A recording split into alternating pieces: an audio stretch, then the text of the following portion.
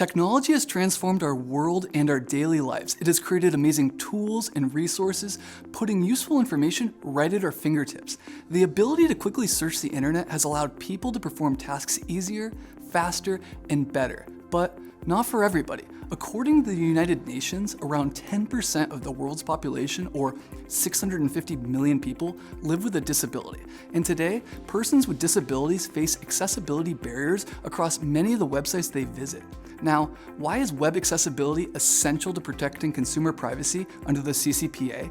It's essential because accessibility is required for disabled consumers to exercise their CCPA privacy rights, which include, for example, the right to opt out of the sale of their personal information and the right to request that their personal information be deleted.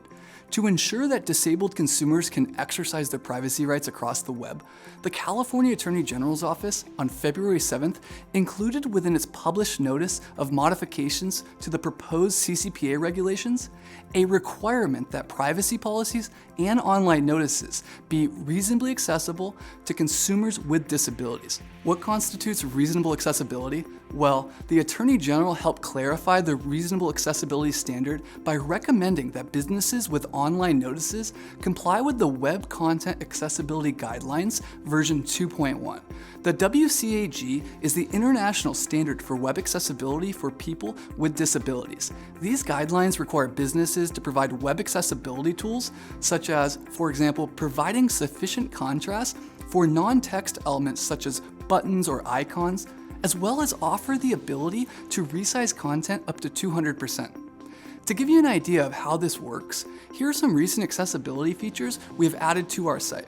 By clicking the widget tool at the top right of the page, users can control, among other things, the level of contrast between the content and the background, along with the ability to increase or decrease the size of the text. These are just an example of some of the features that can help break down digital barriers confronting consumers with disabilities.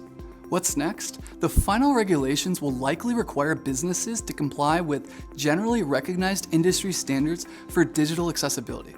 And for industry standard, the Attorney General recommended and reminded readers on 4 separate occasions in the proposed text that businesses with online notices comply with the Web Content Accessibility Guidelines version 2.1. With the July enforcement date quickly approaching, CCPA-covered businesses should take action to ensure that their privacy policies and opt-out forms are sufficiently accessible for consumers with disabilities.